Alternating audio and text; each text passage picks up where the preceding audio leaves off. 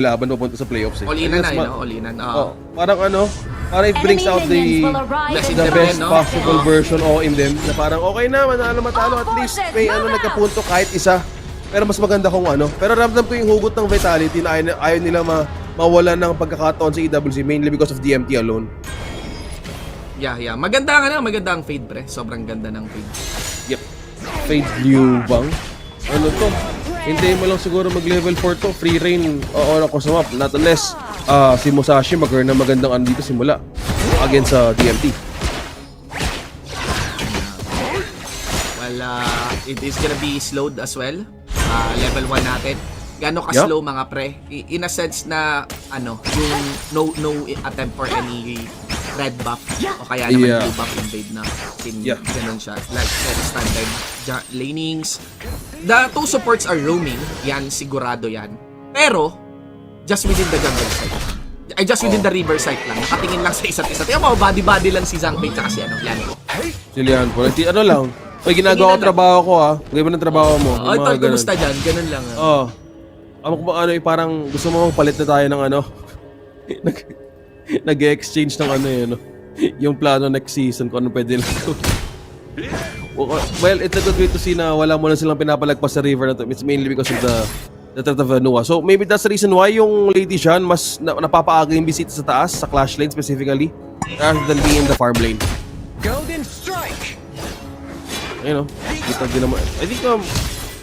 I think sa kalamangan early game pa lang yung tag team ng isang Fade tsaka ng Liu Bang medyo nanenegate yung pwede maging aggressive na isang Patty, and maybe just waiting for them to finally react na bumaba.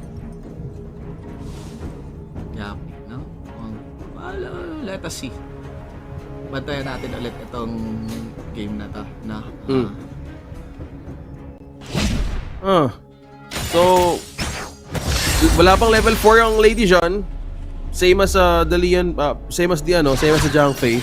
Although they have more ways to utilize the kasi kailangan naman ng Lady Jean knock up and the flowing Sai connected magic damage poke din eh. So katulad na lang na ginagawa. Maybe the mind is do not leave a lane left behind, I guess. Dahil nga sa presence ng isang Nua na pwede mag-annihilation any point in time. Doon ako napaano kanina sa pick ng Nua na nga pala, hindi pa rin balabas-basa pwedeng ma-open yung kasi yung Princess Frost mainly hindi na sa isip mo eh. But in the opening na ginawa ng Dominator, ang dami nila pwedeng i-displace for buti nga hindi nag-shi no? Hello. Yung pala ganda ng CP. Naisip ko lang baka wala lang sa pool. Mas safe lang siguro yung Nua and even ladies on both sides. Pero good catch yun. Nagpull off nun. Di alam kung sino, nakalimutan ko tuloy. Basta may nag-fade, tapos may nag-shi, may nag-dharma pa. Maganda yung shi. Yung dharma, hindi ko alam. Pero shi sa fade, I would agree on the hindi para hulihin, pang limita lang. Ilagay mo yun sa unknowingly, sa mga pader-pader na babaliw talaga yung fade. Nang fa-flash lang, tapos parang automatic hila mo na kaagad. Yeah. Willing to commit, yung mga lahat ng nagpipick ng shi, willing to to commit anything, basta may lang eh. May sumilip lang ng konti eh. I think probably what DMT is doing, probably wait sino pwedeng lumapit kaagad kasi they're more aggressive on holding the mid lane and to the bottom lane kasi silang nakikita any information because di lang sa Siniel. Ang HP on the Tyrant, walang lalapit sa DMT. Tyrant has been defeated. Ay wala, sorry sa Vitality.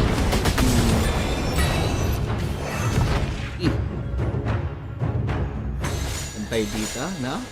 12.3 for 400 gold bilang hawak na yan ng mga taga-Dominator. Maintaining their good distance still for this running game. Blazing Cape as well. You have, of course, Eternity Blade. Axe of Torment naman nakuha dito ni Chan X. Ayun lang nga pre, nauuna sa gold yung Uy! Nauna sa item lock-ins yung Dominator Naunang nagsisisulputan yung first item sa Dominator like by mga 10 seconds lang. So Kasi maingat na talaga itong dalawa. Hindi na ako magugulat na wala talagang masyadong embracer between the two teams unless they force an Yes. objective. Sure Yeah, yan, no? Kahit nga yung Tyrant or Overlord willing ibigay ganyan. No? Unless they really have, they are sure na yung pwesto nila at yung plano nila, pasok na pasok sa banga, no?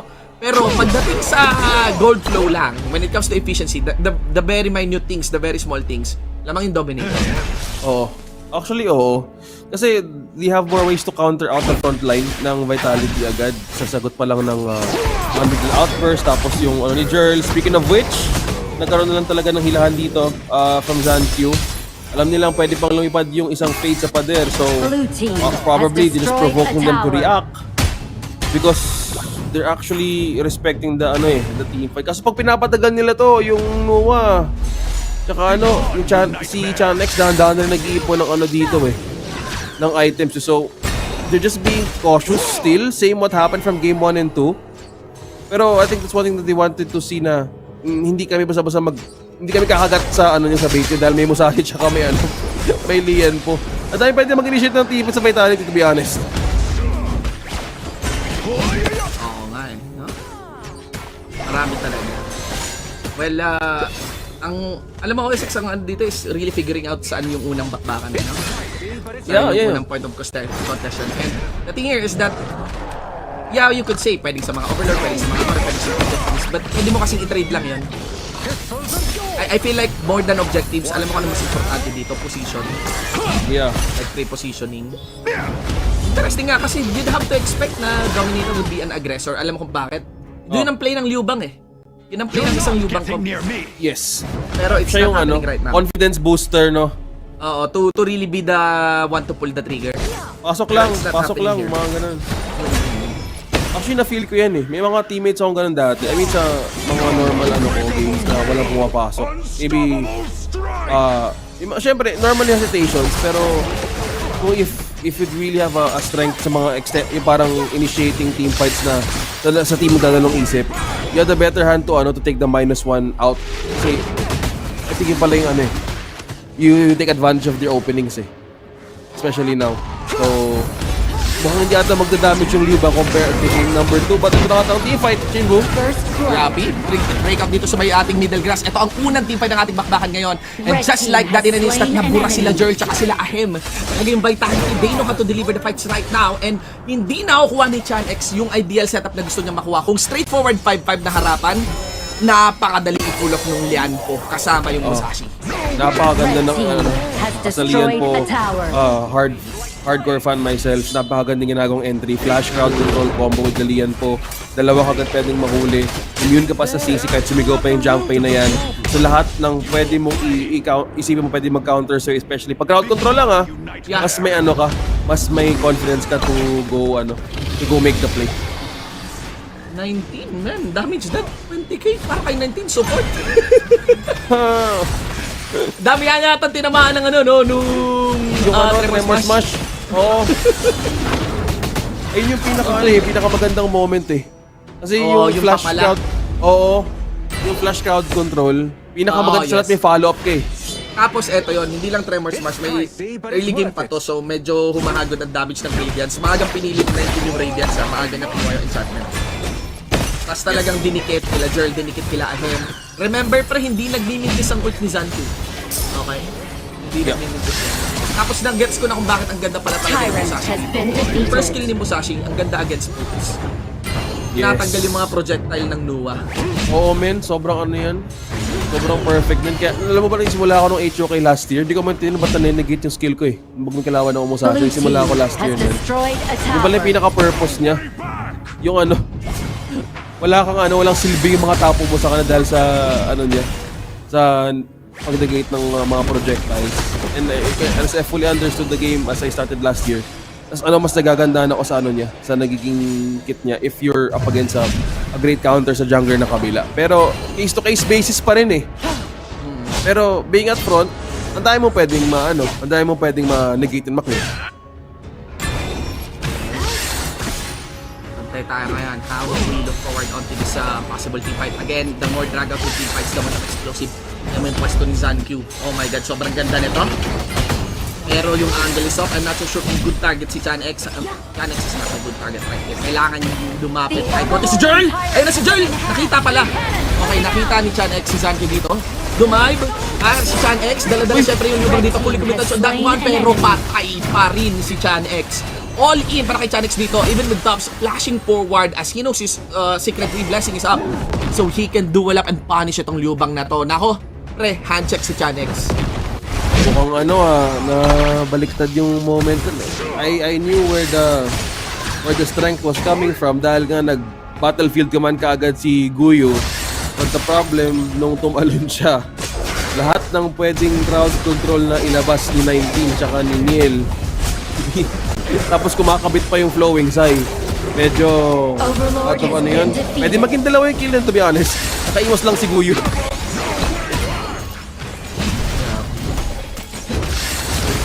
32K on that one.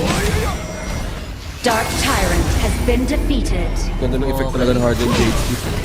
Parang siya lang yung may ganong klaseng effect pag tinatapos yung objective no? Si Fade Okay.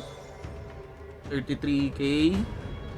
Mukhang I wanna say lamang yung vitality. Alam mo yun, tol, sa team fight. Pero hindi malayo yung gold. To be honest, oo. Kung i-check natin lahat, Malayo yung dominator no? Oo. Na-force nga yung Nuwa na mag-splendor kaagad It's a threat of the Although nag-splendor naman si Lady of all that, may gustong i-attempt ang dominator. Blue team has slain Hindi pa an talaga enemy. ito vitality na game. Actually, andun pa rin talaga yung threat ng Dominator. Hindi kay Chan X, I would say, Red no? team Actually, na has kay El, destroyed pre. a tower. Yung Zhang Fei. Medyo wala silang pampigil, ha, doon sa pangaharbat ng Zhang Fei. And alam natin ang Consort Q, ang deadly pa rin ang scaling niyan sa late game. Even the Lianpo wouldn't withstand the Consort Q. Chan X though, ayan lang, no? Pag na-predict yung position at movement niya, at nakaabang lang, naka-death brush lagi naka-death brush yung Musashi, wala ka talagang takas, man. Duel to the death equates death. Oh man, totoo lang sobrang taas ng pitas ng vitality. Kung paulit-ulit lang gagawin na ni Chanex, ang daming pwedeng mapilayan in terms of the towers na kailangan tapusin ng vitality. So maybe that's one thing that they want to capitalize on kasi I don't know, maybe Chanex is expecting na kaya na i-one-on-one yun against Musashi. But considering na meron na siyang Blood Rage, may negation, but ayan na nga, nagtawag na nga ng pwersa. Blue team has slain an enemy. That. Okay. We have Chan X moving as well. Kumala, Goes for tops. Okay. May raid, may outburst Okay. May outburst, may tao dito, ayun lang. Lumulusot. Mga kalahati yung yung Oak Vault na meron isang Consort Q. Ganda ng pwesto ni Chanex though. Magiging risky ba ang kanyang play though? Pero nakaabang sila kay Chan X. Nakaabang sila kay Chan X. Alam nila Kaya tingnan mo walang defense. Basta na-clear na yung wave, okay na, kota na. Inultayan lang ni Neil, tapos paka-ult ni Neil, alis na talaga. Tapos bahala na, kung mabasag yung torre, basta wag sila magbibigay ng kill kay Chan X. Chan X revealed himself into the top lane side. Yeah. And dito lang lumalabas yung wonder ng isang Lubang. Kaya nila mag-split ng mapa in terms of the responsibility dahil kailangan nila mag-push. So, although merong may constant ng pagiging isang Lubang, either pwedeng ipareact ng vitality na palapitin, ipareact yung Lubang na gamitin ng ulti na may kumapit dito sa isang member nila and take the possible kill there is Red team has from the side of destroyed a Dominator. tower. Kasi I think nakikita ko na yung gusto na talaga ng Dominator is equalize yung mga minutes all across the map dahil medyo lamang din talaga sa teamfight yung vitality. Yan medyo naging clean up sila ngayon. Okay. 41. Unstoppable strike! Right now. Layo kay Tops dito. Okay. Lianpo as Top, well. nag-meet up. Yup. Dalawang top, nag-meet up. Lang muna, nagpapakitaan ng Sukatan sila OSX eh. Yan ang sigurado. Guyo dito, Sabans Rad, para kay Guyo. Oh, May isang possible play dito na papasabog yung mga pero sneaky, para kay Zankyo, nakita ni Guyo. Okay, walang steal. Overlord para sa side dito ngayon ng Vitality. Ganda ng ano? Ang ganda ng ano nila doon, call nila doon. Blue team has destroyed a tower. Sneaky clean! Vitality. Walang naka ano. So sobrang busy nila sa mapa, yung Dominator, kaya nakalimutan yung ano, yung Enhanced Overlord pala. Medyo na ginamit nila yung pinaka-strict ng lineup nila eh. Binabaliktad lang slowly kahit paano ng Vitality.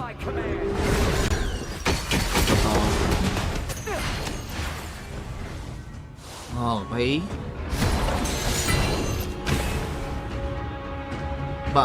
47k, 2k gold lead. No?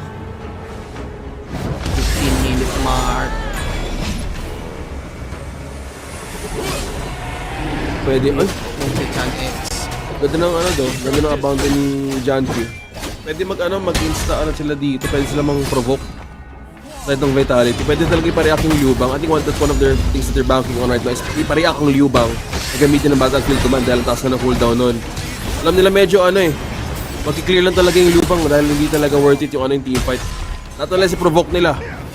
Yun talaga yung pinaka-way na gamitin yung ano, yung lineup nila against them. Pero stalemate pa naman ang mangyayari dito. Wala muna magkakaroon ng ano, initiating factor just yet. Pero walang lumalagpas na waves. Galing. Hold pa rin sila. Ay, ano, no? Yung kaninang mga teamfights na dala ng Vitality, no? The conversion is not there, no? Like, or rather, the conversion doesn't outpace or hindi nalalamangan yung Dominator. May mga hype moments eh, di ba? Kuha ng Vitality yun. Sige, dito nagsasaya yung Dominator din. Yung disiplina na nabubuo sa kanila. One thing is for sure, I could totally bet now, OSX. We are going to an ultimate, final showdown timer. Sim. Wala sabihin mo ultimate battle. Actually, sa isa yung games natin today, men, kulang na lang ng isa eh. Isa na lang, no? Kaso medyo may something kayo ni Butters eh. Umaanim, pagkasama ko kayong dalawa, umaanim talaga eh. Ay, ganun ba? Umaanim pre. Actually, ngayon lang ako nakaranas ng anim. Feeling ko kasi nagparamdam si Butters eh. Mukhang gumugusto si Tonart eh. Naawa nga ako eh. Mamaya talaga sa akin. Jurassic si ano eh. Jurassic si Tonart. Op. Tatlo ka agad. Okay. Grabe yun. Abilidad outburst. Connected ba? Dikit para kay Sancho dito. Pero pin lang ang at prioritize si steal ni L. For the backline, andun pa rin yung long. Ang daming ultimate ulit ang na-burn. And when those ultimates are down, you're gonna be seeing no reactions, no? Or walang pilit mula dito sa dalawang team natin. Ano lang, OSX, eto, real talk na, no? Pagdating dito sa game natin, feeling ko lang, mag-drag ito towards inhibitor push at mas lalong mas tumagal pa. Mas mataas ang lane control, ang control or zone control ng Dominator, ha? Nuwa yan, pre. Nuwa. Yung Nuwa sobrang haba ng range. Level 50 na yung Nuwa. Diba? Oo. Ayun na, max EXP na lahat. So, ito yung comp kasi ang hirap lapitan. Lalo na akong late game. Oo, men. Yung Nuwa, ang daming ano, especially na utilize na yung displacement ng mga yung mga square na dito, promise. It's just so hard to be at front and kung paano nila nilayer yung crowd control ultimates it's just a really sight to see. Kaso, yung mga ganong threat, I think Vitality nakaramdam sa mga pwedeng mistakes na dapat hindi nila i-commit dahil ang taas ng punish potential dahil nga may wave clear sila. Pero they're putting Liubang into clean up responsibility nga. Kasi nga, kakailangan nilang hatiin yung yung Dominator dahil sa chance. Uy, may laban sa likod ko agad Top first! Yapi. Tayo doon sa may pinakalikod ha. There is of course the infinite vastness pero walang damage yun ang gagaling ngayon mula kay Long. Yun ang striking difference ng Consort Q tsaka kay Long. At sinabi nga natin na dudugo talaga yung lian ko against that Consort Q. Pero sa may pinakalikod, Chanex tries to get a tag towards kay Neil. Palitan ng mga Sage Sanctuary mga tol. Another Sage Sanctuary down to the Consort Q. Participants dito.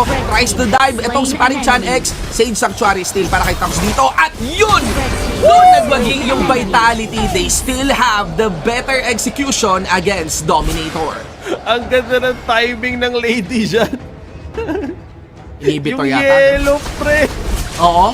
Ang ganda ng timing ng lady dyan, promise. Doon naging sulit yung buy time niya, no? Oo, men. Hindi siya pumasok sa sarili niyang ano. At saka ang ikli ng cooldown na. Ang ikli ng cooldown ng yellow. Oo! Just in the right click of time na walang mababawasan pa. Vitality. Nasa kamay niya ng Dominator pero bumaliktad. Bumaliktad. Uy! Na-clear. Depensa, naggamit tower na lang pero open yung Tempest Dragon. Open yung Tempest Dragon dito para sa Vitality. Magko-contest ata yung Dominator though, but will be enough. Okay, Tempest na to sa Vitality, ayun lang. More than enough to actually what they need to force wins against Dominator. Galing. Blue team has Okay, destroyed a nagkaubos na tower. ng Torre sa baba. Isa na lang yung kulang.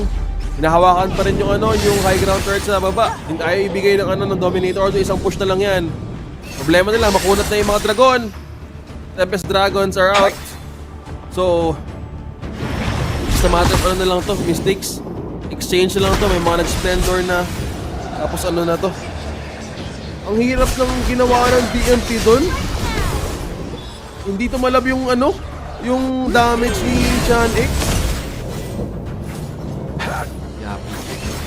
Now, Red team patay has dito sa destroyed may a tower. top inside. There goes, of course, a siege done in by Vitality. Ang tanong dito is how they will execute the dive. May pati sa baba, backdoor na pwedeng gawin ng pati ha. Ayun na yun. So basag yung inhibitor turret dun sa may pinakababa. Yup, na-burn yung ultimate dito ng Nua. That means enough time ulit, a few crucial seconds to actually destroy this inhibitor turret in the mid side. At ayun na nga, meron ding Orange Dragon sa may top lane side, Orange Dragon sa may mid lane side, at wala pa ring ultimate, wala pa ring annihilation ng Nua. Those are the crucial seconds that we are watching out.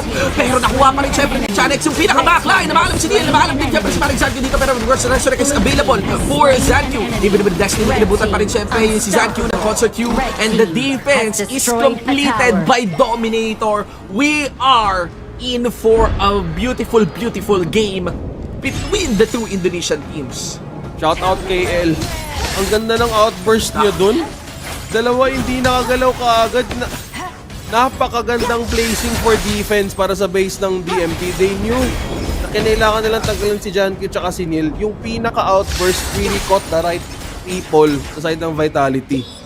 They could have ended the game just here. Nabalikan natin yung replay. Has Ito, destroyed a tower. nung na-outburst niya, unbeaten outburst dito yung dalawa. Yung Lady Jan tsaka si Jankyu. Wow! What are the odds of having the right target for an AoE chain damage? Tapos nag-follow up pa yung annihilation. Red team unstoppable. Perfect call from DNT para makapagbigay ng oras para makapag-defense. But job's not done yet. So nag-push pa dito mga elite minions sa gitna at taas. So kailangan nilang bantayan sa papunta to yung papunta sina Legion. Naka-recall na rin lahat from the side of Vitality. Tempest Dragon. Abot ba tayo sa second Tempest Dragon? As of this time kasi mukhang ayaw pa depensa ng DMT. Are they too far gone, Shinbu? Yeah. 7-11 para sa game na to. 3K na gold na hawak ng Vitality. Will go for the base lock. Play it safe. Sports World Cup is at stake on this one. Get the Tempest, libreng Tempest to ideally, no? Oo na to. Lista mo na yan. Libre ko na. Ayan, 4-1. 4-1 sa Di ba, Tempest. Jankyu? Ayun lang. Okay, death brush muna. Hindi kinuha. Pinipit ata nila.